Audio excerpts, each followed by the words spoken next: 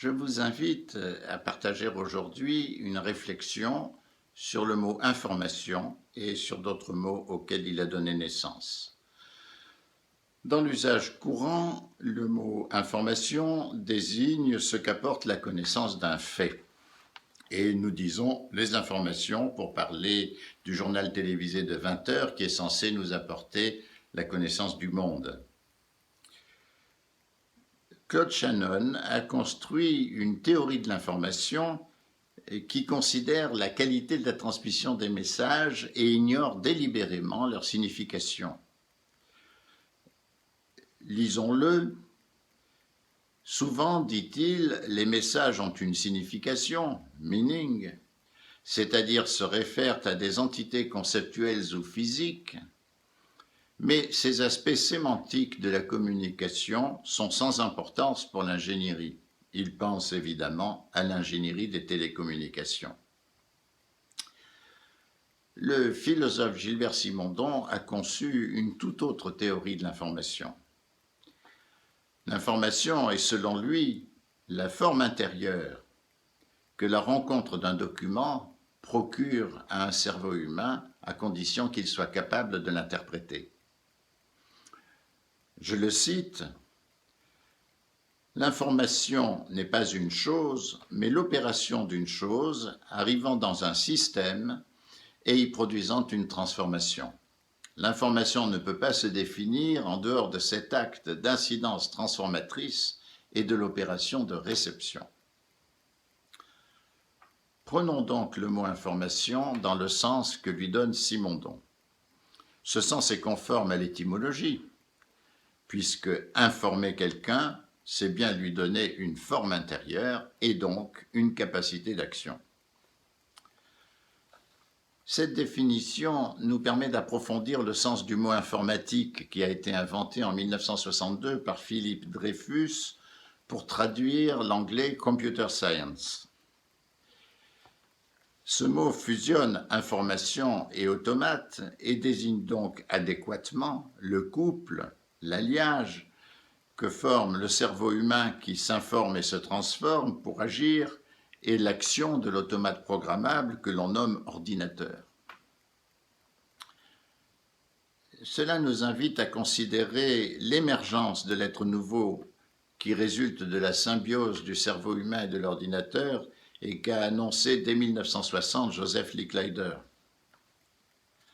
L'espoir, a-t-il écrit, c'est que dans peu d'années, les cerveaux humains et les ordinateurs seront couplés très étroitement et que le partenariat qui en résultera pensera comme aucun cerveau humain n'a pu penser auparavant.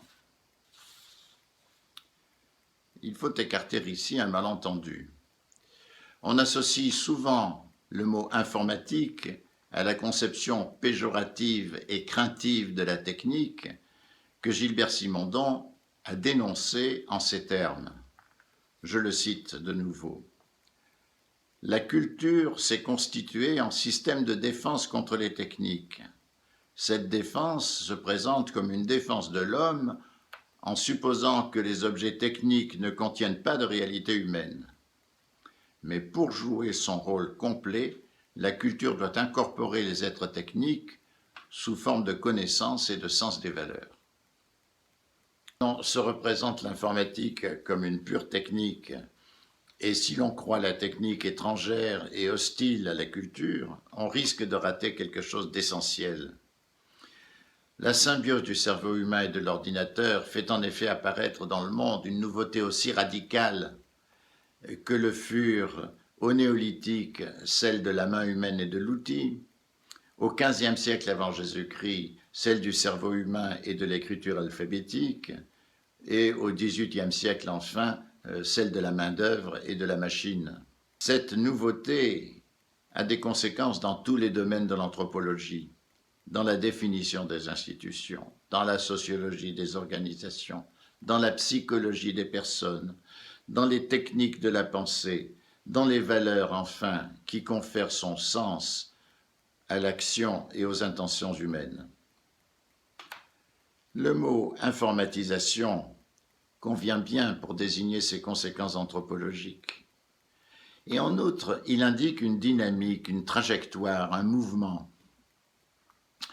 Il suggère que dans la situation présente se trouve tendu un ressort qui la propulse vers une situation future que l'on peut anticiper dans ces grandes lignes.